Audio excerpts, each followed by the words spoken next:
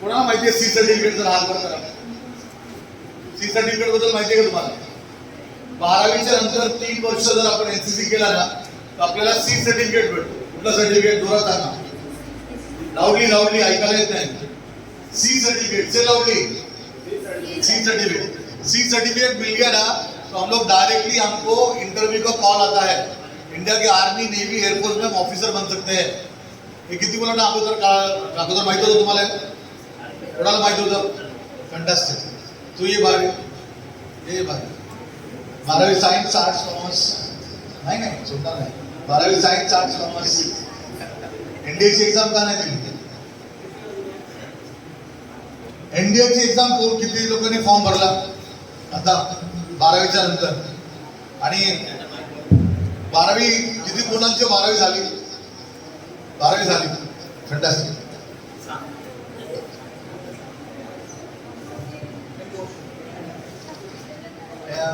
आपको मैंने क्या क्वेश्चन पूछा था? अगर एनसीसी में अगर सीसर्ट है आपके पास है ना तो एनडीए के लिए डायरेक्टली आपको एसएसबी इंटरव्यू के लिए बुलाया जाएगा. अगर सीसर्ट है तो सी सर्टिफिकेट के लिए क्या करना पड़ता है? कितने साल पड़ेगा? 3 साल की एनसीसी करनी पड़ती है. सो फर्स्ट ईयर में ए सर्ट मिलता है, सेकेंड ईयर में डी सर्ट मिलता है और थर्ड ईयर में सी सर्ट मिलता है. तो कितने लोग करेंगे सी सर्ट? सब लोग करेंगे ना? सी सर्टिफिकेट के लिए सब लोग ट्राई करेंगे ना? आपने क्या किया बताओ, आपके बारे में बताओ. मैंने अभी फर्स्ट ईयर को क्लियर किया है. अभी सेकेंड ईयर में हूँ तो बी सर्ट के लिए मेरा जो फरवरी में स्कूल होगा. की पढ़ाई 11वीं का 12वीं? अभी मैं 12th में जाऊँ. 12th में जाओ तो सितंबर का एनडी का फॉर्म भरा? नहीं वो मेरा मिस हो गया क्योंकि मेरा कुछ इशू था. वो कुछ पेपर्स नहीं थे. वो बहुत इम्पॉर्टंट आहे सर. प्राध्यापकांना सांगतो हे सगळे मुलं आहे ना आता त्याची डेट निघून गेली पण त्यांचा पहिला अटेम्प्ट होता. आर्ट्स असो, कॉमर्स असो, सायन्स असो, सगळे मुले आपल्याला एनडीएचं फॉर्म भरू शकतो. डेट निकल गया ना? डेट लास्ट डेट था 6 जून था. उससे पहले अगर मैं आ जाता तो इन बच्चों का फायदा होता. करियर काउंसलिंग क्यों इम्पोर्टेंट है आपको पता चला? ये बच्चे ने अगर एग्जाम भर दिया, अगर हमने दरवाजा खटखटाया तो दरवाजा खुलने वाला है. अगर हम फॉर्म ही नहीं भरेंगे तो मुश्किल है. 6 जून लास्ट डेट था. 6 जून के पहले आ जाते तो बात है, लेकिन अभी अगला अटेम्प्ट देना है. एंड ऑफ द रोड नहीं है. एक बच्चा 19 साल तक एग्जाम दे सकता है. कितने साल तक एग्जाम दे सकता है? 90 जोर से कितने साल तक एग्जाम दे सकता है? 90 इयर्स. तो देखिए ना, तो आर्ट्स घेते सायन्स कॉमर्स. और भी एक बात समझ लो, तुम्ही आर्ट्स घेतलं, सायन्स घेतलं, कॉमर्स घेतलं, तुम्ही एनडीएची एक्झाम देऊ शकता. Who will just fill the form? NDA form.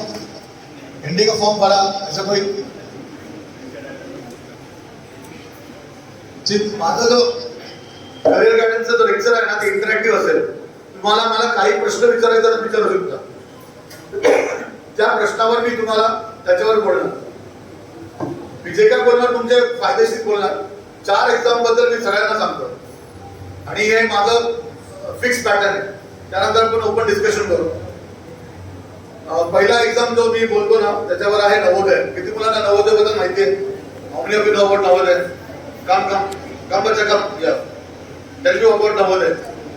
Nashik डिस्ट्रिक्टचं नवोदय कुठे आहे? कोणी बोलू शकता का? नाशिक डिस्ट्रिक्टचं नवोदय कुठे आहे? एनीवन? नवोदय बद्दल नाशिक डिस्ट्रिक्टचं नवोदय कुठे आहे? तुझं नाव सांग, तू काय करते? नवोदय काय ते सांग. माझं नाव सोनोनी गायत्री. नवोदयची परीक्षा दिल्यानंतर ती जर आपण पास झालो तर आपल्याला चांगलं कॉलेज म्हणजे चांगली शाळेचं ऍडमिशन भेटतं. आणि आपल्याला जोपर्यंत म्हणजे नोकरी लागत नाही, आपण जोपर्यंत आपल्या पायावर उभं राहत नाही, ते आपलं शिक्षण करून. नाशिक डिस्ट्रिक्टचं नवोदय कुठे? एनीवन? गूगल करो ना. गूगल करना पाप नहीं है. गलत चीजें गूगल करना पाप है. बोलो मेरे साथ, बोलो ऑफिस से. गूगल करना पाप नहीं है. बोलो जोर से. गलत चीजें गूगल करना पाप है. बोलने नहीं है, आवाज नहीं. सर किधर है नासिक का? डिंडोरी में. डिंडोरी कितना दूर है यहाँ से? कोई है डिंडोरी का? यहाँ पे डिंडोरी का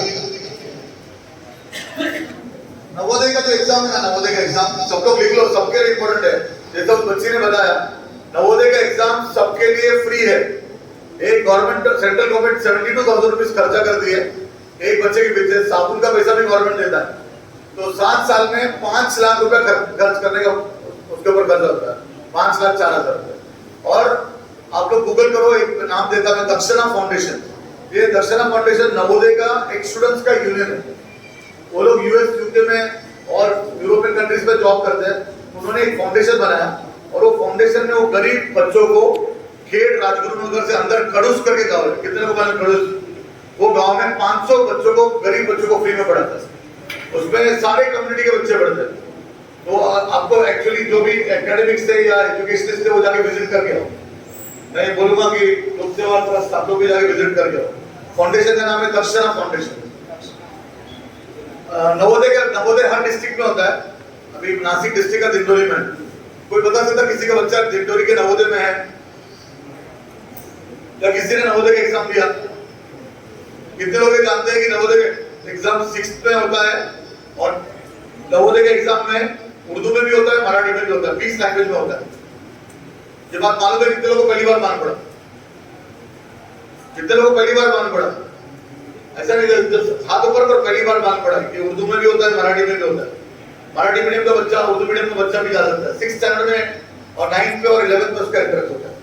100 बच्चे लेते हैं और उसमें भी रिजर्वेशन होता है और काफी अच्छा है। नेक्स्ट एग्जाम के बारे में जो मैं बात करूंगा ना, वो है सैनिक स्कूल। किसको सैनिक स्कूल के बारे में मालूम है? मैं स्टेज पे नहीं बुलाऊंगा, हाथ ऊपर करो, मालूम है तो मालूम करो। स्टेज पे बुला तो डर जाता है। एनसीसी के बच्चे डरना नहीं चाहिए, बोलो। किती लोकांना माहिती आहे सैनिक स्कूल? महाराष्ट्राचं सैनिक स्कूल कुठे आहे? एनीवन? महाराष्ट्राचं सैनिक स्कूल कुठे आहे? सातारा एकच आहे का? अजून एक आहे का? त्या सैनिक स्कूलचं नाव कुठे आहे? चंद्रापूर. किती लोकांना माहिती आहे चंद्रापूरला पण सैनिक स्कूल आहे? चंद्रापूरला पण सैनिक स्कूल आहे, हे माहिती आहे का? कितने लोगों को पता चला कि सैनिक स्कूल महाराष्ट्र में 2 है? पहली बार मालूम पड़ा। जो लोग एजुकेशन में काम करते हैं, जो लोग सोशल वर्क करते हैं, अगर इनको ये एग्जाम्स के बारे में नहीं मालूम, मेरे हिसाब से बेवकूफी है, बहुत बड़ा बेवकूफी है। मुझे इस दिल में मुझे अफसोस है, अगर मैं 6 तारीख से पहले आता तो इन बच्चों का फॉर्म में खुद भरा देता एनसीसी का। ये बहुत बड़ा नुकसान हुआ। अभी उनको 6 महीने के बाद ही चांस मिलेगा कि अगला फॉर्म भरने का। ये बहुत इंपॉर्टेंट है, लोगों का फॉर्म भरवाना, करियर गाइडेंस सेंटर रखना। मैंने निगम साहब को भी और वाइस प्रिंसिपल्स को भी बोला कि एक करियर गाइडेंस का सेंटर 365 दिन चलना चाहिए।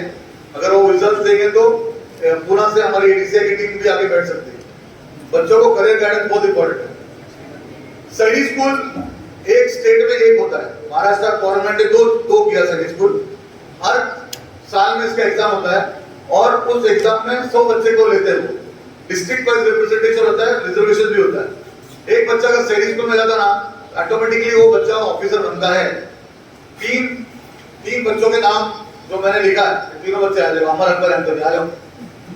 देखते हो इधर क्या क्या करा पता चलेगा। 2 मिनट इधर इधर पालमत। हमारे मौलाना बोलते थे नजर चुकी मार गया, तो लेट हो गया। इतना देर लेट होना नहीं चाहिए था। देखो 3 बच्चे मेरे पास पढ़ के एक ऑफिसर गए, जो निगम साहब ने बताया, एक अक्षय चुंबले, मेरी परसों भी उससे बात हुई। उनके पेरेंट्स जो है यहाँ प्रोफेसर है और वो बच्चा मेरे पास सैनिक स्कूल सातारा से पढ़ने के लिए आया। जब भी सैनिक स्कूल में छुट्टी होती थी तो मैथ्स पढ़ने के लिए मेरे पास आते थे। आज वो एयरफोर्स में बहुत बड़ा ऑफिसर है, बिदर में है। बिदर के बच्चों को भी हम लोग एसपीएम में लेते हैं। दूसरा जो बच्चा जो हमारे यहाँ से पास आउट हुआ ना, उसका नाम अनिकेत पाटिल। अनिकेत पाटिल भी मालेगांव का बच्चा है, वो भी एयरफोर्स में ऑफिसर है। तीसरा बच्चा है समीर केले, अभी पोस्टेड है नॉर्थ में। मैं जगह का लोकेशन नहीं बता सकता, ये सब सीक्रेट रखना पड़ता, पर समीर केले ये भी मालेगांव का है। और चौथा मुलगा त्याचं नाव आहे प्रथमेश भांबरे। प्रथमेश भांबरे हा मुलगा सैनिक स्कूलचा नाही आहे। अगोदर ते 3 मुलं सैनिक स्कूलचे होते, पण हा मुलगा लोकल होता, माझ्याकडे एनडीएच्या कोचिंगसाठी आला। तो टेक्निकल एंट्रीवर सिलेक्शन झाला होता। किती लोकांना टेक्निकल एंट्री समजतं? टेक्निकल एंट्री 11वी 12वीच्या नंतर एक एग्जाम असते जेडब्ल्यू। किती लोकांना माहिती आहे जेडब्ल्यू? जेडब्ल्यू का जो एग्जाम आहे, त्या एग्जाम मुळे चांगले मार्क पडले तर तुम्हाला आर्मी, नेव्ही, एअरफोर्स मध्ये टेक्निकल एंट्री म्हणतात। त्या टेक्निकल एंट्रीवर क्वालिफाय झालं तर तुम्हाला एसएसबीचा इंटरव्ह्यूचा कॉल येतो। त्या कॉलवर तो मुलगा पास झाला। मालेगावचा आहे प्रथमेश भांबरे। त्याला पण तुम्ही बोलू शकता, इथं कॉन्फरन्स करू शकता, त्यांचा सत्कार करा आणि त्यांच्याशी बोला। आणि 4 मुलांचं नाव माझ्या पोस्टरवर आहे, पोस्टर लिखा है, तुम्हाला माहित पाहिजे। सैनिक स्कूल के बाद जो एग्जाम के बारे में मैं बात करना चाह रहा, 4 एग्जाम के बारे में मैं बात करूंगा। पहले एग्जाम कौन सा था जो मैंने बात किया? जोर से बोलो। फर्स्ट एग्जाम कौन सा था? नवोदय। दूसरा एग्जाम सैनिक स्कूल। तीसरा एग्जाम है नवोदय इजी है, सैनिक स्कूल से थोड़ा हार्ड है। तीसरा एग्जाम है RMS, बोलो जोर से बोलो, RMS राष्ट्रीय मिलिटरी स्कूल। काय नाव त्याचं? इंडियामध्ये 5 आहेत, 5 इंडियामध्ये। अजमेर मध्ये आहे, इधर है बच्चों, इधर है अजमेर। दूसरा राजस्थान में एक जगह है धौलपुर करके, शिमला, 3 बैंगलोर और बेलगाम, ये 5 जगह हमारे RMS है, राष्ट्रीय मिलिट्री स्कूल। इसका भी 6th में, 9th में और 11th में एंट्रेंस एग्जाम होता है। ये RMS के बच्चे भी मेरे पास एनडीए के कोचिंग के लिए पूना में आते हैं। 3 बच्चे हैं हमारे पास, और इंशाल्लाह वो बच्चे पास भी हो गए। तो उनका सबका यही प्रॉब्लम है, वो ये समझते कि ग्राउंड, स्विमिंग पूल, एक्टिविटीज से बच्चा ऑफिसर बनता नहीं। बच्चा जो एनडीए में ऑफिसर बनेगा ना, वो मैथमेटिक्स से बनेगा। काय की वजह से बनेगा? जोर से बोलो, काय की वजह से बनेगा? मैथमेटिक्स।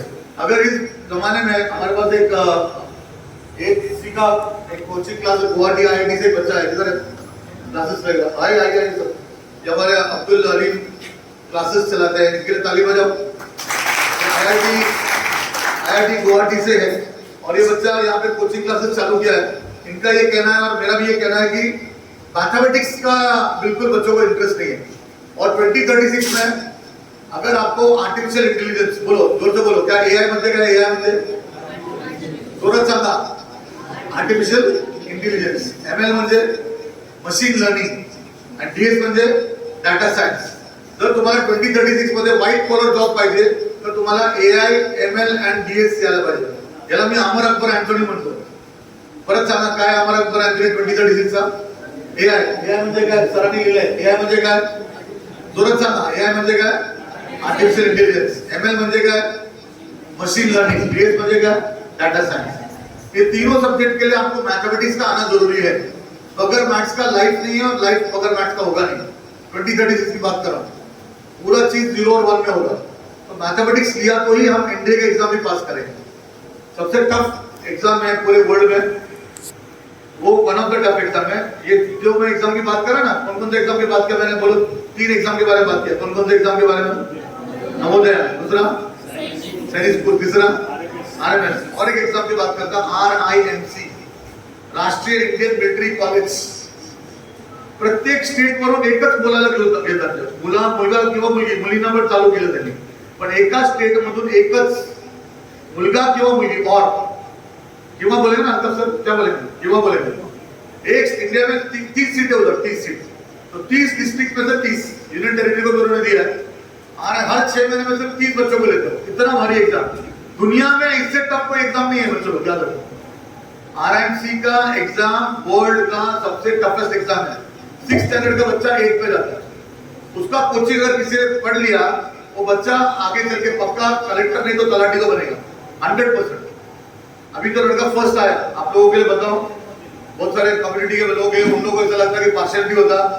ये बार मेरे 5 बच्चे एनडीए में पास हुए, और वो 5 बच्चों को मिलने के लिए हम लोग जब एनडीओ के POP में गए, तो वहां पे एक लड़का हमको देके सलाम किया, और वो लड़के का नाम है अफरीज अफरोज, और ये पंजाब से है। वो बच्चा RIMC में था करके वो इंडिया में भी फर्स्ट आया, 450 बच्चों में फर्स्ट आया, कम्युनिटी का बच्चा है। और फर्स्ट आने का मतलब क्या, मैं आपको बताना ये चाह रही, कोई पार्शियलिटी नहीं, समझ में आ रही मेरी बात? एक मौलाना का बेटा है, लेकिन पूरे इंडिया में उसने फर्स्ट रैंक मार दिया। ये 4 एग्जाम के बारे में मैं बात करता हूँ, कहीं पे भी जाने के बाद। कौन कौन से 4 एग्जाम के बारे में बात किया? बोले जोर से बोलो, जोर से बोलो। पहला सबसे पहला इजी नवोदय, 2 नंबर पे सैनिक स्कूल, डिस्ट्रिक्ट में नवोदय, स्टेट में सैनिक स्कूल, इंडिया में 5 जगह है RMS, और चौथा एग्जाम कौन सा बोला मैंने? RIMC को बोलता है 6th स्टैंडर्ड बच्चे 8 में जाते हैं। वर्ल्ड का टफेस्ट एग्जाम है, वर्ल्ड का, पूरे दुनिया में हर 6 महीने में एग्जाम होता है, एक स्टेट से एक ही बच्चा जाता है।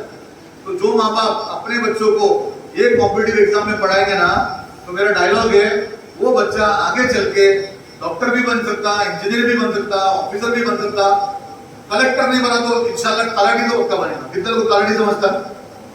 अरे तलाठी समझता क्या? विलेज ऑफिसर, तो वो तो पक्का बनेगा। और हमारे स्कूल में ये सारी चीजें नहीं पढ़ाई जाती। ये चारों की पढ़ाई अगर हमने हमारे बच्चों को करवाया, हिंदुस्तान में अभी भी कोई रूल नहीं है कि आपने एग्जाम दिया तो जाना ही पड़ेगा, लेकिन अगर आपने ये एग्जाम को क्रैक किया तो उसका मतलब आपके बच्चे में दम है। अरे गाना सुना के नहीं, बंदे में था दम, सुना के नहीं सुना? अरे गाना सुना के नहीं? क्या गाना था, बोलो जोर से बोलो। अरे बंदे में था क्या दम, नहीं सुना गाना? नहीं सुना? ये कॉलेज का नाम क्या है? अरे कॉलेजचं नाव काय आहे? फुल फॉर्म सांगा ना. बंदे में था दम महात्मा गांधीवर तर आहे. कुठल्या पिक्चर मध्ये? हा कोण बोला, कोण बोला? आजा आजा बाहेर घ्या, ताली बजा बाहेर. पुन्हा माय बीबीएस पे जा, बरोबर बोला. आईआईटी गुवाहाटी में कैसे जा? ये आईआईटी में जाने के लिए आपको बेसिकली 12th स्टैंडर्ड के बाद जेईई करके एग्जाम होता है, जॉइंट एंट्रेंस एग्जामिनेशन. ये जेईई, इसके 2 लेवल्स हैं. लेवल 1 है जेईई मेंस, ठीक है. तो लेवल 1 300 मार्क्स का होता है. इसमें फिजिक्स, केमिस्ट्री और मैथ्स 3 सब्जेक्ट पे बेस्ड ये एग्जाम होता है. 300 मार्क्स का एग्जाम होता है. अगर आप लेवल 1 क्लियर कर लेते हैं तो आप लेवल 2 के लिए एलिजिबल है. लेवल 2 जेईई एडवांस करके ये एग्जाम ऐसा, इसके मार्क्स फिक्स नहीं है. यानी आप जब एग्जाम सेंटर में जाएंगे तभी आपको पता चलेगा जेईई एडवांस कितने मार्क्स का है. इसका मार्किंग स्कीम भी फिक्स नहीं है. जैसे नीट का मार्किंग स्कीम होता है +4 -1, तो जेईई एडवांस का मार्किंग स्कीम भी फिक्स नहीं है.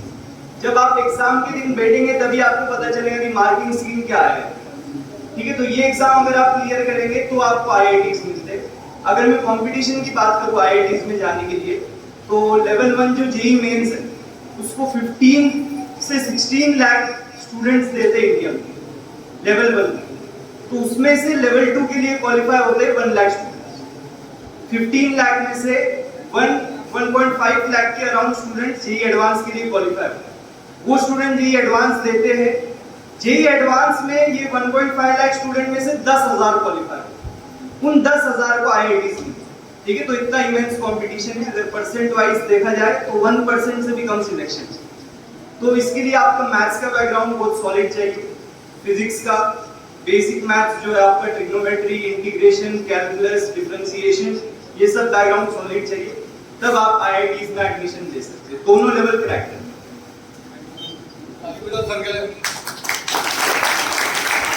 सरांचं म्हणायचं की मराठीत बोला, मी मराठीत बोलतो. 4 एक्झाम बद्दल बोललो मी, परत सांगा. मी जास्त बोलत नाही, 4च गोष्टी बोलतो. पण ते चांगलं केलं ना, तुम्ही तुमच्या भावंडांना, तुमच्या गावात, तुमच्या इलाक्यामध्ये जाऊन ते सांगा, कारण ह्याच्याबद्दल खूप कमी लोकांना माहिती आहे. तुमचा मुलगा जर स्टेट बोर्डला आहे, मराठी मिडियमला आहे, उर्दू मिडियमला आहे किंवा इंटरनॅशनल बोर्डला आहे, या 4 इंडियन गव्हर्नमेंटच्या एक्झामला कोणी कॉम्पिट करू शकत नाही. म्हणजे मिडल क्लास फॅमिलीच्या मुलांना जर IAS, IPS, IAS ऑफिसर व्हायचं आहे किंवा NDA मध्ये जायचं आहे त्याला, किंवा नीट किंवा JEE क्रॅक करायचं असेल ना, हे 4 एक्झाम देणं कंपल्सरी आहे माझ्या मताने. जाणं कंपल्सरी नाही, लक्षात ठेवा.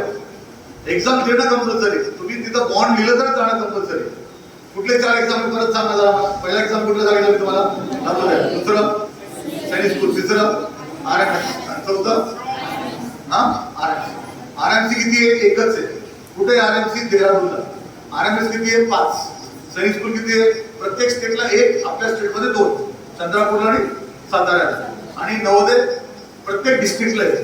नाशिकचं असेल तर वेगळं असेल, धुळ्याचं असेल तर वेगळं असेल. धुलिया डिस्ट्रिक्ट का नवोदय केंद्र जरा कोई बताएगा मुझे? ये 4 क्वेश्चन के बारे में किसी को कोई सवाल? तुम्हाला काय विचारायचं? मला काही पण विचारू शकता. 100% तुम्हाला माझ्यापेक्षा चांगला मॅथमॅटिशियन भेटेल, माझ्यापेक्षा चांगला करिअर काउन्सिलर भेटणार नाही. आणि मी नेहमी मालेगाव मध्ये येऊ शकत नाही. तुम्हाला काही विचारू शकता. सर सरताच केलं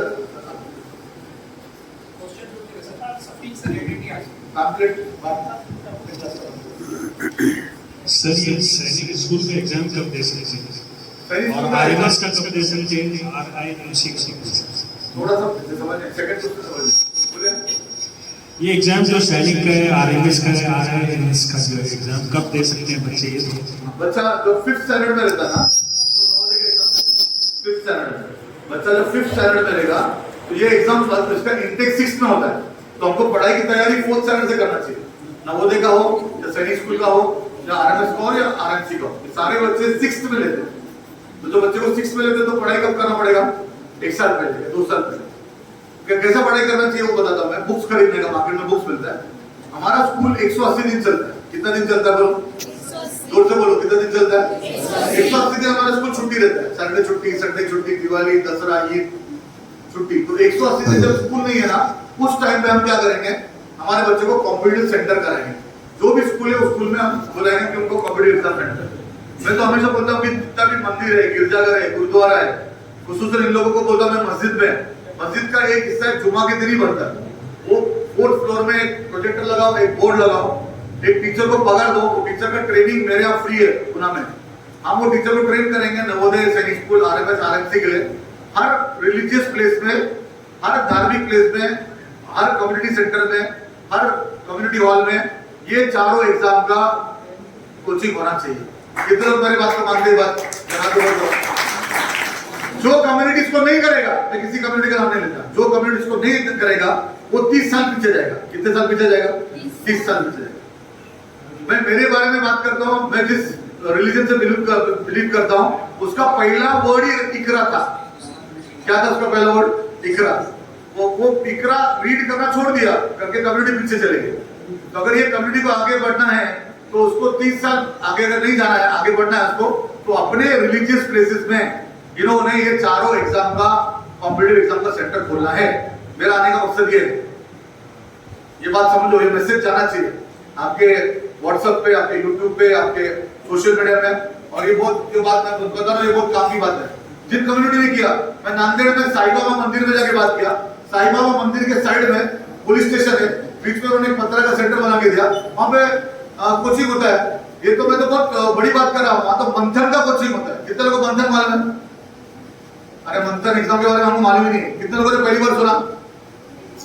पहली बार सुना। बोलो ऐसा पहली बार हुआ है। बोलो जोर से बोलो, जोर से बोलो, ऐसा पहली बार हुआ है। और ये बहुत खतरे की बात है, क्योंकि एकदम फटीचर एग्जाम की बात कर रहा हूँ, तुमको उसके बारे में मालूम नहीं। और नांदेड़ में हर संडे में एग्जाम होता है, कुछ ना कुछ एग्जाम होता है। माँ बाप बच्चों को कॉम्पिटिटिव एग्जाम करवाते करके, जो लातूर का सेंटर है कोचिंग का, इतना बड़ा करोड़ों रुपए का, वो नांदेड़ शिफ्ट हो गए, वो पूरे बेल्ट पे शिफ्ट हो गए। क्यों?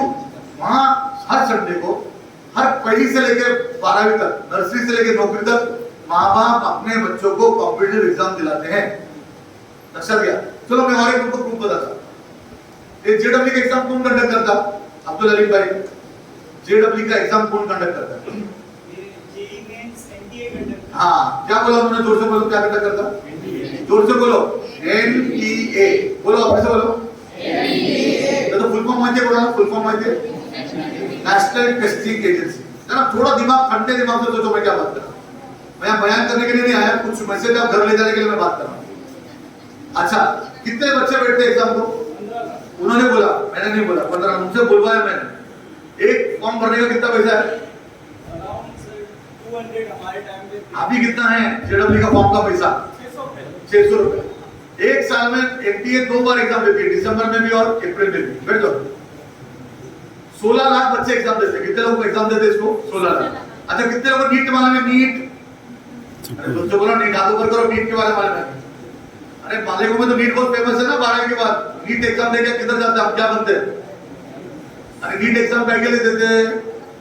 डॉक्टर बनने के लिए, इतना मालूम है। बाकी नर्स बनने के लिए मालूम नहीं, उसके बारे में बात करूंगा। अच्छा सर, भूल गया तो याद दिलाओ।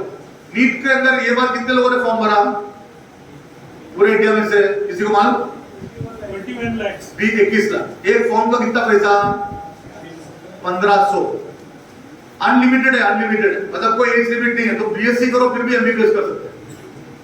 तुम बीएससी करो, एमएससी करो, फिर भी एमबीबीएस करते हैं। अपर लिमिट निकाल दे गवर्नमेंट ने, क्योंकि उनको 2000 रुपए मिल रहा है फॉर्म का। ये 21 लाख में सिर्फ 2 लाख बच्चे डॉक्टर बनने वाले, बाकी 19 लाख बच्चों का क्या? मेरा बोलने का मकसद है, जो बॉडी हे एग्जाम कंडक्ट करता है, 3 अजून एक एक्झाम आहे, त्याच्याबद्दल कोणालाच माहित नाही। मी त्याला अमर अकबर एंथोनी बोलतो। अमर जेडब्ल्यू है, अकबर नीट है, एंथोनी कोई बताएगा क्या बैठने वाले में से? और एक एग्जाम है जो 18 लाख बच्चे बैठे हैं। नो नो नो, आईआईटी मतलब जेडब्ल्यू हो गया बच्चों लोग, आईआईटी मतलब जेडब्ल्यू हो गया। कोई बताएगा पूरे बैठने वालों में से? अमर जेडब्ल्यू है, ऊपर लिखो अमर जेडब्ल्यू। अकबर नीट है, एंथोनी बताओ। महाराष्ट्र सीटी। हाँ हाँ, आजा भाई जरा बाहर जरा इसके ताली बजा, आजा इसके ताली बजा, बच्चों को ताली बजा इसको। क्या नाम है? हाँ सीयूटी पर आपको पूरा परफॉर्मेंस ज्यादा तो बता मेरे ऊपर लिखेला कोई बारी चीज लिखेला इसके ऊपर लिखेला पॉजिटिव वाइब जरा फोटो निकाल जरा इसका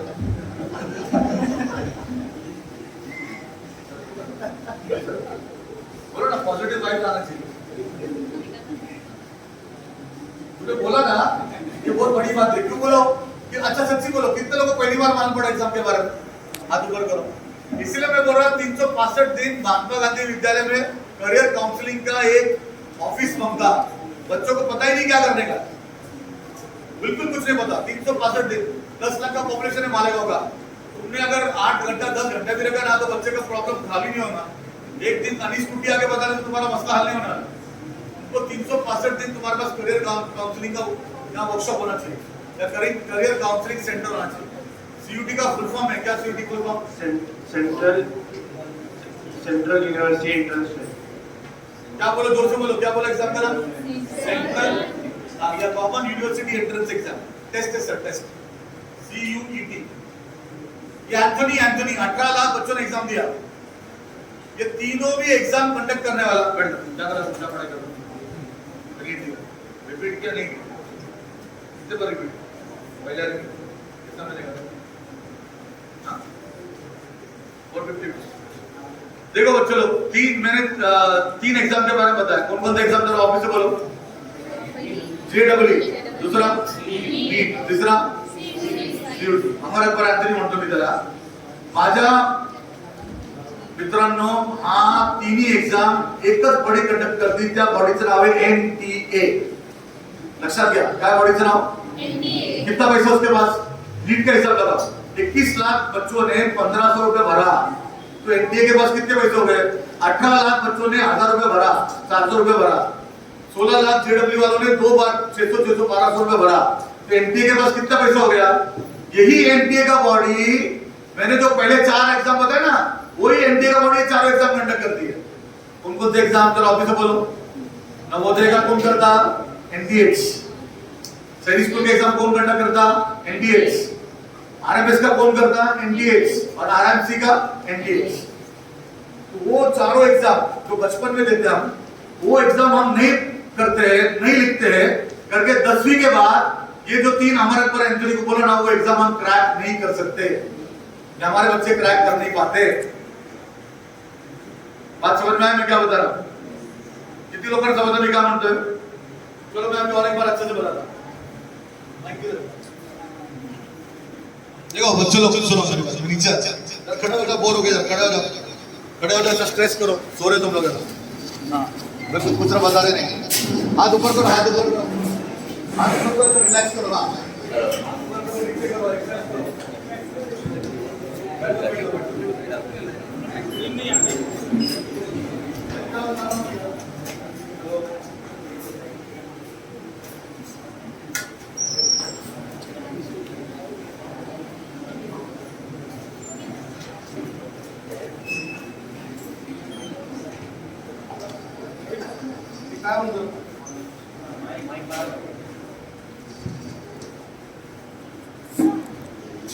आम्ही म्हणतोय 4 एग्जाम बद्दल सांगितलं नाही कुठला आता मला बघा मेरा साइंस देगा क्या मेरा डेली देगा तुमको डेली का समझा अभी मेरे को 4 चपाती लगता कितना चपाती लगता 4 तुम मेरे को 2 ही चपाती खिला रहे कितना 2 पहली से लेके 10वीं तक 2च चपाती खाल्ल्या किती 2 मग तो मुलगा 11वीला आल्यानंतर ना त्याला का आपण म्हणतो माहिती का ते वर्षाचे 2 चपाती ना 10 वर्षाचे किती झाले 20 11वीला येऊन त्याला नंतर 20 चपाती एकत्र खा तर तो काय करणार उलटी करणार त्याला जमतच नाही तर त्याला जमण्यासाठी त्याचा अभ्यास इझी जाण्यासाठी त्यांनी हे 4 एक्झाम द्यायला पाहिजे कुठले 4 एक्झाम सांगितलं मी नवोदय आणि परत सांगा सैनिक स्कूल तिसरं आरएमएस चौथं ये 4 एग्जाम देने आपके भाई ये बहन है उनको भी अगर आप पता है कि 4 एग्जाम देने के बारे में तो आगे चल के उनको वो प्रॉब्लम नहीं आने को हमारे पास क्योंकि ये 4 एग्जाम को जो कंडक्ट करता है बॉडी वही बॉडी क्या करता है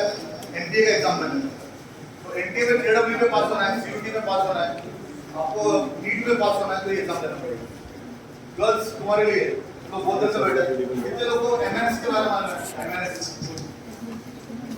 तुला माहिती आहे का? महाराष्ट्र नवनिर्माण सेना लास्ट काँग्रेसचं पार्टी हा?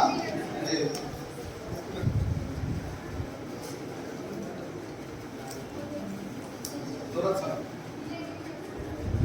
ताली बजाव केले बसले.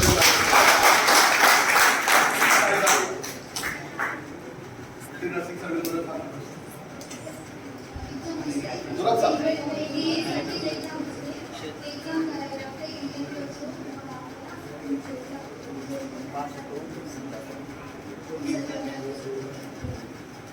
आता पण त्याला काहीतरी चेंज झाले फॉर्म आले. किती लोकांचं 12वी झाली, मुलींचं 12वी झालं, 12वी झालं त्यांना बोलू शकत नाही, पण त्यांना 12वी झाली ना आणि तुम्ही नीट पण द्यायला लागतं. जर तुम्हाला नीट मध्ये 200 मार्क आहे, 200 मार्क आहे तर तुम्ही ते एक्झाम देऊ शकतो. त्याचं नाव आहे मिलिटरी नर्सिंग सर्व्हिस एमएनएस. तुम्ही असाच तुमचा ड्रेस असतो, हा जो तुम्ही आता एनसीसीचा वापरला ना तसंच ड्रेस असतो, पण ब्लू असतो, ब्लू किंवा ग्रीन असतो. आणि असा तुमचा जे तुमचा आता ड्रेस आहे ना तसं ड्रेस असतो, त्यात पण तसंच आहे. फक्त मुलींसाठी, फक्त कोणासाठी बॉयज वाले भी बताइए तुम बैठेगा सिर्फ गर्ल्स के लिए. और नीट में अभी गवर्नमेंट ने थोड़ा चेंज किया. काय नाव होतं? त्याचा चेंज झालाय रूल. नीट मध्ये तुला 200 मार्क भेटतात. नीट क्वालिफाय नहीं केलं तर तू एक एग्जाम देऊ शकत. तो नीट का एग्जाम सिर्फ डॉक्टर बनने के लिए नहीं है. नीट का एग्जाम एमएनएस में जाने के लिए नहीं. 1 लाख का पगार मिलता है. कितने का पगार मिलता है? 1 लाख. 12वीं के बाद माँ बाप को 1 रुपया भी खर्चा करने की जरूरत नहीं. शू का जो इनका शू पहने ना, शू का लेस, शू का पॉलिश भी गवर्नमेंट देता है. और सिर्फ लड़कियों के लिए, जो मेरे कम्युनिटी के लोग बैठे ना, वो सिर्फ लड़कियों के लिए और शरिया कंप्लेंट है. उनको ऐसा ही पूरा ड्रेस देता हूँ उनका, उनको बाल भी कवर करना पड़ता है. और बहुत सारे बच्चे नीट में डॉक्टर नहीं बनेंगे तो सबको 600 तो ऊपर मिलने वाला है. तो जिनको 200 मिला उसका क्या? तो military nursing service is only for girls, it is not for boys. पढ़ाने वाले भी गर्ल्स हैं. और एक बात करते हैं, इसमें 3 चीजें हैं बच्चों लोग सुनो.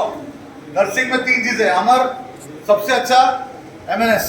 2 नंबर पे महाराष्ट्र गव्हर्नमेंटने कंपल्सरी केलं आहे या वर्षापासून बीएससी नर्सिंगचा पण सीईटी आहे. लक्षात घ्या, कोणी सांगणार नाही तुम्हाला. या वर्षापासून बीएससी नर्सिंगला पण सीईटी आहे. अजून एक सांगतो जे तुम्हाला कोणी सांगणार नाही. जर्मनीमध्ये तुम्ही जर नर्स म्हणून गेला ना तुम्हाला लाखो रुपये पेमेंट आहे. त्याचं पण काम आम्ही करतो. माझा नंबर आहे, तुम्हाला एक पॅम्पलेट दिलंय ना त्याच्यावर माझा नंबर आहे. तुम्ही व्हॉट्सअप करा. जर्मनीमध्ये नर्स बनून जाण्यासाठी काय करायला पाहिजे तो तुम्हाला नंतर सांगतो. ठीक आहे, 12वीच्या नंतर आहे. पण अगोदर काय ट्राय करायचं? नीटची एक्झाम द्यायची. त्यानंतर नाही झालं तर जसं आपलं MHCT आहे ना महाराष्ट्राचं, तसंच आपण युनिव्हर्सिटीचा एंट्रन्स एक्झाम आहे नर्सिंगसाठी, बीएससी नर्सिंगचा एंट्रन्स आहे. ते पण नाही झालं तर आपण जर्मनीला पण पाठवू शकतो. नर्स का बहुत ज्यादा डिमांड है, मेल नर्स के लिए भी डिमांड है. और एक चीज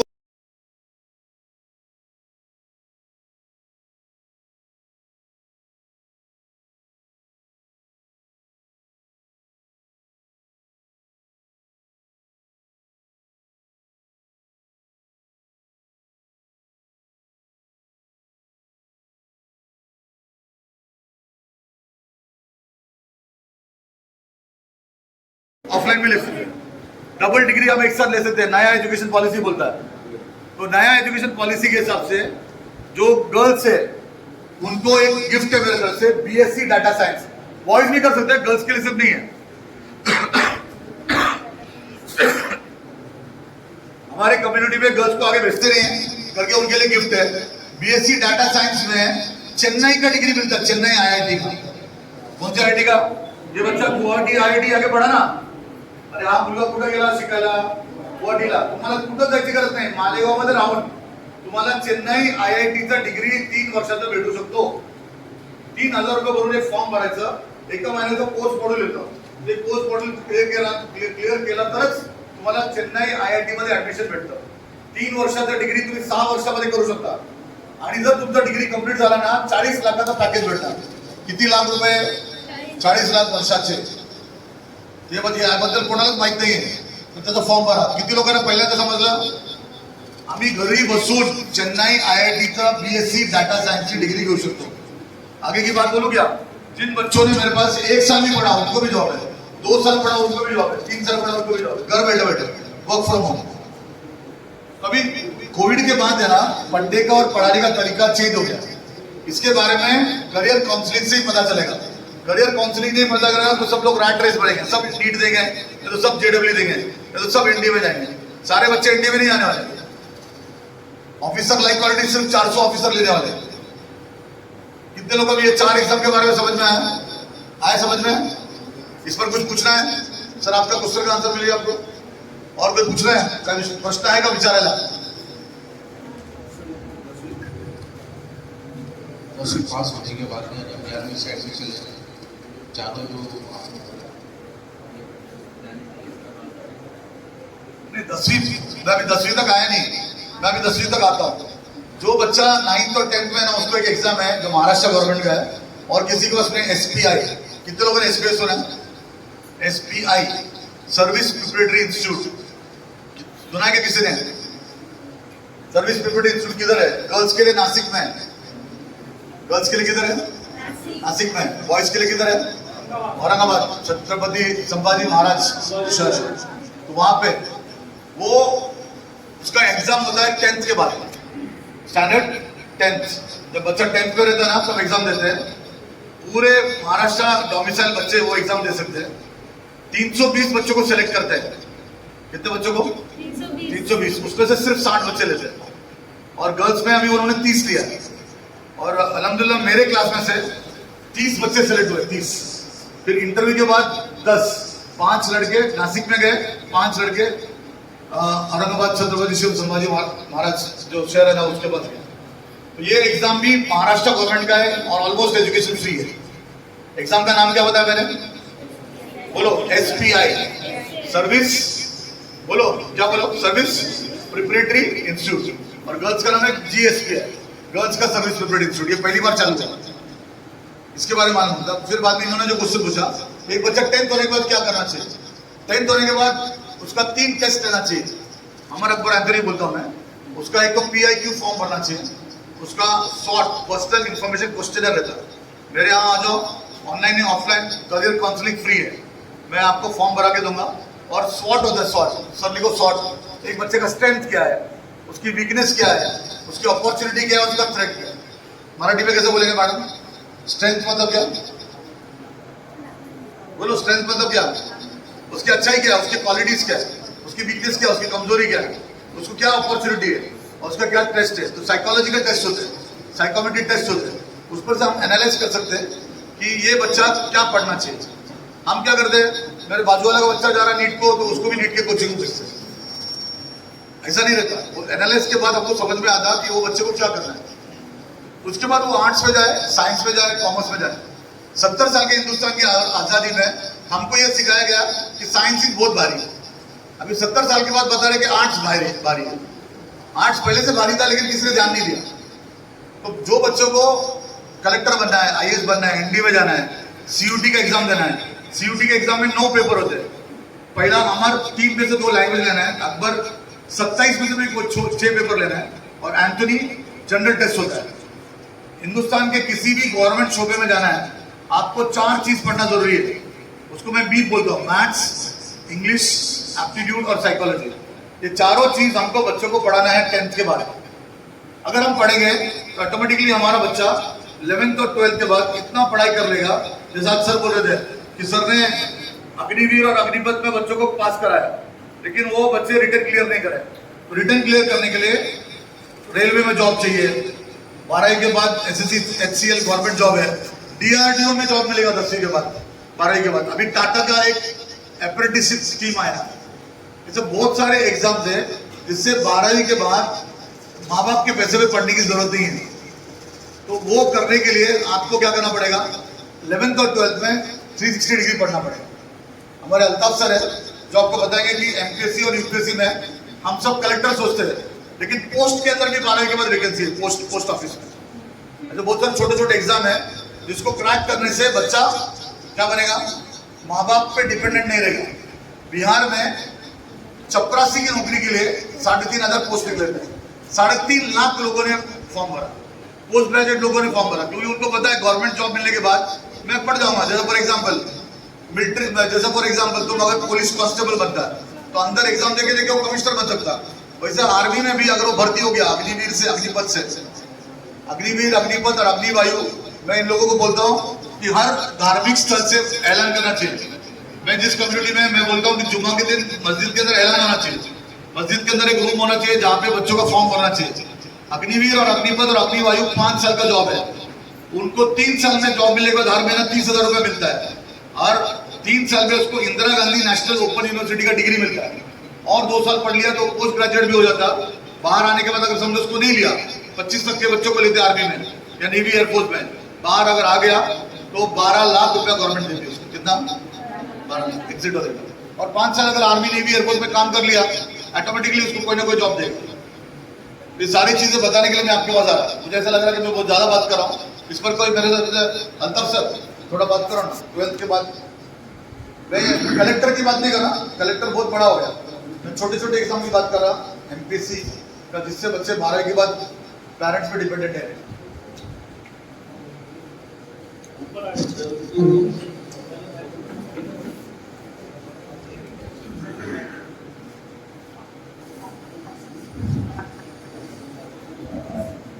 गुड आफ्टरनून एव्हरीवन. 12वी नंतर असं बघितलं गेलं तर तुमच्याकडे बऱ्याचशा अपॉर्च्युनिटीज असतात. सर असं सांगत होते की आर्ट्सला आपण तेवढी व्हॅल्यू देत नाही. Usually science is considered to be a best stream because after opting for science you can go in any field. But the truth is if you opt for the arts, अगर आप arts लेते हैं तो arts के जरिए आप बहुत सारी कॉम्पिटिटिव एग्जामिनेशन को क्रैक कर सकते हैं, क्योंकि आर्ट्स के जो सब्जेक्ट्स होते हैं वो सब्जेक्ट्स आपको बहुत सारे कॉम्पिटिटिव एग्जामिनेशन में काम आते हैं. फॉर एग्जांपल अगर आप एनडीए भी कर रहे हैं तो एनडीए में ऐसे सब्जेक्ट्स हैं जैसे हिस्ट्री, ज्योग्राफी, पॉलिटी, इकोनॉमी, ये सारे सब्जेक्ट जो है मेजरली आर्ट्स में कवर होते हैं. आर्ट्स ये स्ट्रीम है. तो आर्ट्स में अगर स्टूडेंट जाता है और अगर आपका एम कॉम्पिटिटिव एग्जामिनेशन है तो बेस्ट स्ट्रीम आर्ट्स है, क्योंकि आर्ट्स में आपके मेजॉरिटी ऑफ वो सब्जेक्ट्स कवर हो रहे हैं जो कॉम्पिटिटिव एग्जामिनेशन में रिक्वायर्ड है. इसके अलावा यही नहीं, अगर आप 12th के बाद के एग्जामिनेशन के लिए प्रिपेयर करते हैं, जैसे सर ने आपको उसकी इंफॉर्मेशन दी है, और अगर खुदा ना खास्ता उसमें आपका कुछ नहीं होता तो आपके दरवाजे बंद नहीं होते. That's not an end, that's in fact a beginning for something else, something better. तो अगर if you are not able to crack NDA then you have numerous other options, for example MPSC and UPSC. और trust me if I tell you, NDA के काफी सारे ऐसे subjects है, topics है जो ओवरलैप होते हैं एमपीएससी और यूपीएससी के सब्जेक्ट्स के साथ. तो अगर एक स्टूडेंट 11th-12th में सीरियसली एनडीए का प्रिपरेशन कर रहा है और खुदा ना खास्ता उसका एनडीए में नहीं हो रहा है, और अगर उसने 2 साल तक सीरियस प्रिपरेशन किया है, तो रेस्ट अश्योर्ड है कि वो एमपीएससी यूपीएससी में बेटर परफॉर्म करेगा, क्योंकि उसने उसका 50 to 60% सिलेबस ऑलरेडी अपने एनडीए प्रिपरेशन में कवर कर चुका है. तो इस तरीके से जो है ओवरलैपिंग ऑफ सब्जेक्ट्स का काफी यूज होता है. और जैसे कि अभी आपको करियर काउंसलिंग का यहाँ पर मुझे पता है, मैं खुद इस कॉलेज का स्टूडेंट रहा हूँ, बट यहाँ पर जिस तरीके का काउंसलिंग मिलना चाहिए वैसा हमें मिला नहीं. मैं गया था कुछ और करने और मैं कॉम्पिटिटिव एग्जामिनेशन में आ गया, because I find this to be a best way, क्योंकि ये आपका होलिस्टिक डेवलपमेंट करता है. आप बाकी किसी फील्ड में जाकर जो है एक सिंगल जो है स्ट्रीम में चले जाते हैं.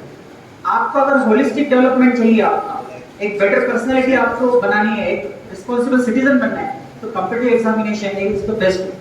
And that from that way you can contribute to the nation building, to the society.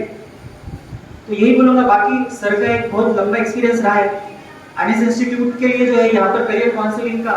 हम चाहते हैं कि अगर करियर काउंसलिंग की बात हो रही है तो यहाँ पर we are ready for any kind of counselling here. उसके अलावा हमारा खुद का इंस्टीट्यूट है, आपके पास पैम्पलेट्स भी है. कोई भी क्वेरी आती है, कोई भी क्वेश्चन होता है तो आप उस पर फोन कर सकते हैं, मैसेज कर सकते हैं और सर का गाइडेंस ले सकते हैं. Thank you. सब लोगों पैम्पलेट मिळाला का? सगळ्यांना पैम्पलेट भेटलं का? हा, जरा याच्यावर तुम्ही काय पण मला विचारा, हे वाचा जरा, 1 मिनिट वाचा की. मी माझा मार्केटिंग करत नाहीये. याच्यावर पहिला एक मुलगा पहिलीला आला तर काय करायला पाहिजे, 2री मध्ये असतं तर काय करायला पाहिजे, 3री मध्ये असतं तर काय करायला पाहिजे, 4थीला असतं तर कुठला एक्झाम द्यायला पाहिजे. 4थीला महाराष्ट्र गव्हर्नमेंटमध्ये 5वीचं आणि 8वीचं स्कॉलरशिप एक्झाम आहे. आमच्याकडे वारे म्हणून सर आहेत, त्यांच्या तिथं पिंपळे धुमालमधून गाव आहे, त्या गावात 5वीचे आणि 8वीचे स्कॉलरशिप क्लिअर करणारे 30 मुलं होते. तर गाववाल्यांनी त्यांना मारुती स्विफ्ट गाडी त्या टीचरला बक्षीस दिलं. तर ते का दिलं? 5वी आणि 8वीचं स्कॉलरशिप आम्ही देतो का, आपण लिहितो का, 6वीला काय करायला पाहिजे, 7वीला, 11वी 12वीला बघा मी सगळ्यात टॉपमध्ये एनडीए लिहिलं. एनडीए केलं तर बाकी सगळ्या एक्झामची तयारी होती. पण बाकीचे खूप एक्झाम्स आहेत, त्या एक्झाम तुम्हाला नाही समजलं तर मी सांगतो तुम्हाला, पण तुम्ही विचारा ना. नाही विचारलं तर सोडून देतो, बोर झाले. मला पण असं वाटायला पाहिजे. हा बोल ना. तू आता कितवीला आहे? 12th पास झाला ना. तुला एनडीएचा फॉर्म भरला तू? का नाही भरला? तुझं वय किती आहे? पण आता तुला अजून एक चान्स आहे एनडीएचा. एनडीएचा अजून एक चान्स आहे, ते 19 वर्षापर्यंत तू एनडीएचा चान्स देऊ शकतो. जर तुला नाही झालं तर आता इथं बीए ला ऍडमिशन घेणार आहे का? बीए का बीएससी? बीए. मग तुला एनडीएचा एक चान्स आहे, पुढचा चान्स तू करून घे. नाही झालं तर मग तू बीए ला किंवा बीएससी ला ऍडमिशन घे आणि सीडीएसची तयारी कर. सीडीएस की एग्जाम कधी असते? Combined defence service. सीडीएस की एग्जाम कब रहती मालूम क्या? फायनल ईयर ग्रॅज्युएशनचा शेवटच्या वर्षी. आतापासून तयारी केलं तर पास होणार. सीडीएस तुला मॅथ्स आवडतं का नाही आवडत? खरं सांग, घाबरायची गरज नाही आहे. मुलींना लक्षात घे, मुलींना जर मॅथ्स आवडत नसेल तरी सीडीएस एक्झाम देऊ शकतो. त्याचं नाव आहे ओटी. काय त्याचं नाव? ओटी. आणि पुष्कळ मुली आता ऑफिसर होतात विदाउट मॅथ्स. तर काही मुलींना असं वाटतं मॅथ्स आहे, हार्ड आहे, आम्ही कसं काय पास होतो. पण मॅथ्स नसलं तरी तुम्ही सीडीएस देऊ शकता. आता इथून एक मुलगा आहे तुमच्या, हर्षवर्धन म्हणून एक मुलगा आहे, पगार आहे, तो आता पास झाला. 14व्या अटेम्प्ट मध्ये पास झाला. तो एसबीआयला होता, एनडीए एकदा पास झाला, सीडीएस 3दा पास झाला. ॲफकॅट म्हणून अजून एक एक्झाम आहे, ॲफकॅटला तो ऑफिसर एअरफोर्स मध्ये जाऊ शकते, तो पण पास झाला. एनसीसीचं पण त्यांनी एंट्री दिली. एसएसबी म्हणजे 5 दिवसाचा इंटरव्ह्यू असतो, माहिती आहे. एसएसबी सी सर्टिफिकेट असतं तर पण आपण एसएसबी देऊ शकतो. 14व्या एसएसबी मध्ये तो पास झाला. अक्षरशः रटला तो. त्याचं नाव हर्षवर्धन. तो इथलाच आहे, नाशिकचाच आहे. तो माझं म्हणणं आहे की 42 वर्षापर्यंत तुम्ही ऑफिसर होऊ शकता. किती वर्षापर्यंत? 42 वर्षापर्यंत एक मुलगा किंवा एक मुलगी ऑफिसर होऊ शकते. किती लोकांना धोनी माहिती आहे? धोनी, महेंद्रसिंग धोनी. तो टेरिटोरियल आर्मी मध्ये ऑफिसर आहे. त्याची एक्झामची लास्ट डेट वय किती आहे? 42 इयर्स. आणि आता मला माहित पडलं तुर्कीमध्ये अर्थक्वेक हो गया था. तुर्की में भी अर्थक्वेक हो गया था ना, तो हमारा एक टीम पूरा तुर्की में गया था इंडिया का. तो एक और एक एग्जाम है एनडीआरएफ. काय म्हणतात त्याला? हाँ, एनडीआरएफ लिखो सर, बहुत लोगों को मालूम नहीं है. ये नेशनल डिजास्टर रेजिमेंट है, तुर्की में गया था. उसका एग्जाम हम 52 ईयर्स तक दे सकते, 52 साल तक दे सकते. कितने साल तक दे सकते बोलो? 52 ईयर्स तक दे सकते. तो देणार ना सीडीएस. 25 वर्षापर्यंत सीडीएस देऊ शकते. पण आता तू काय करायला पाहिजे? आता तुला एनडीएची एक अटेम्प्ट बाकी आहे. एक तर चूक झाली, आता सप्टेंबर फॉर्म भरायला पाहिजे. ठीक आहे, जे झालं आपण काय करू शकत नाही. कधी कधी असं होणार की परत फॉर्मचं एक डेट येईल, ज्यांनी भरलं नाही ते भरा म्हणून. तो आमच्या संपर्कमध्ये राहा, आम्हाला माहीत पडलं तर तुम्हाला सांगतो. मग एनडीएची डेट, तुझी वय संपलं 19 वर्ष, मग तू सीडीएसची प्रिपरेशन कर. 2 वर्ष सीडीएस केलं तर विथ मॅथ्स पण आहे आणि विदाउट मॅथ्स पण आहे. सीडीएस पण आहे, ॲफकॅट पण आहे. अजून एक एग्जाम है, सबको बोलता मैं, ये बोलता ना सब जगह बोलो, एसएससी सीजीएल. ये गवर्नमेंट के एग्जाम है, 65,000 वैकेंसी है, 65,000 वैकेंसी है. बहुत सिंपल एग्जाम कर रहा था. एनडीए के उतना हार्ड नहीं रहता. एग्जाम का नाम है क्या? एग्जाम का नाम है एसएससी सीजीएल. गवर्नमेंट जॉब मिलेगा, 65,000 वैकेंसी बाकी है. तो उसके बारे में भी मालूम होना चाहिए. और कुछ? हाँ पूछो ना, बोल रहे बड़ा, उसको माइक दो, बोल ना.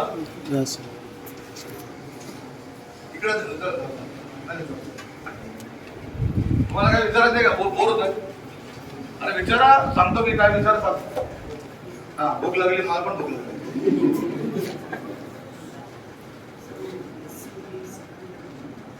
चालू नहीं है. BSc second year. BSc second year में क्या, बीएससी में क्या सब्जेक्ट है तेरा? बायो है. तो देखो बीएससी के बाद क्या करने का सोचा? हाँ अच्छा, जर्मनी में जाना, जर्मनी में जा, गल्फ कंट्रीज में जा. मेल नर्स का बहुत ज्यादा डिमांड है. मेल नर्स है ना, गल्फ कंट्रीज में बहुत ज्यादा डिमांड है. तो अगर बीएससी नर्सिंग करा ना तो मैं तेरे को जर्मनी भेज सकता. अगर कंप्लीट मिला देखो, कॉल कर दो, बताता हूँ.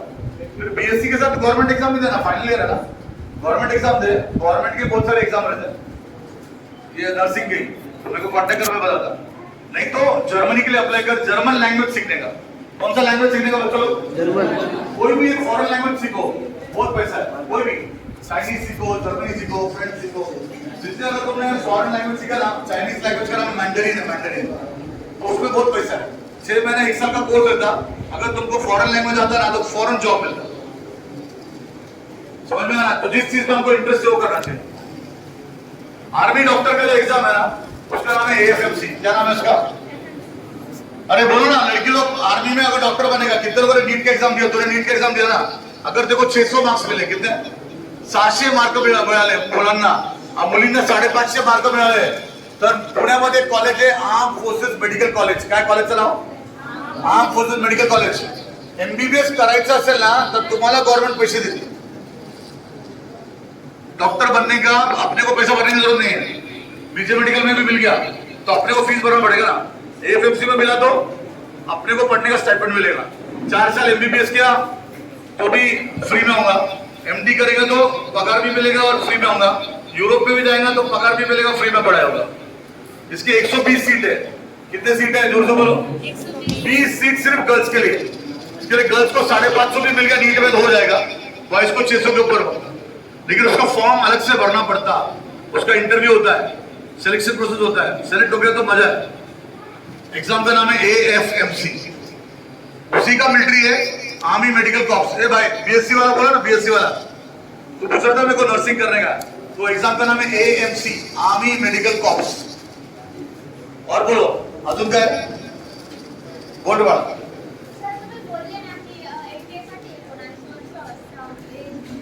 हाँ 19 वर्षापर्यंत। NCC तर वेगळं, SSB वेगळं आहे। 19 वर्षापर्यंत।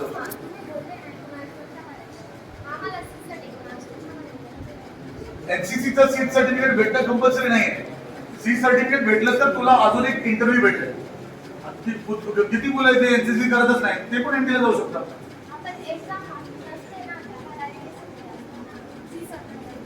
ते ठीक आहे बाळा, पण तुझं NDAचं एक्झाम द्यायला तुला काय प्रॉब्लेम आहे? हा ते दोन वेगवेगळ्या गोष्टी। NCC करणं, सी सर्टिफिकेट आणणं ते वेगळी गोष्ट आहे, NDA जाणं वेगळी गोष्ट आहे।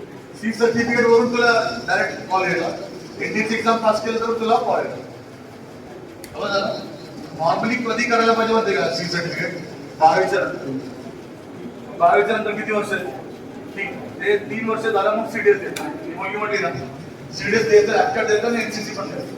11वी 12वीला नॉर्मली काय करायला पाहिजे आपण? 11वी 12वी तुझं 2 वर्ष झालं, अजून 1 वर्ष झालं सी सर्टिफिकेट पण भेटेल। ते वेगळी गोष्ट आहे, NDAची एक्झाम वेगळी। NDAची तुम्ही फॉर्म भरायला पाहिजे होता। जे काय मुलं मुली 11वी झाली 12वीला आहे ना, सप्टेंबर 6 जून 7 तारखेला लास्ट डेट होता, त्याचा फॉर्म भरायला पाहिजे। मला कळलं 3 वर्ष लागतात सी सर्टिफिकेट।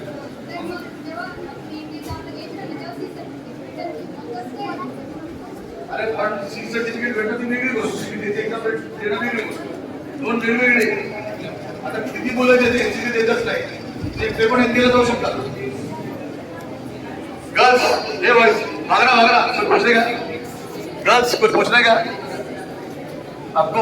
भागना है, कुछ विचारायचं तुला? हा बस, काय फायदा झाला का तुमचा? हाँ बोलो। SSR नेव्ही मधून थोडा, हाँ क्लास पण ऑफिसर होत नाही, पण पुढे जाऊन आपल्याला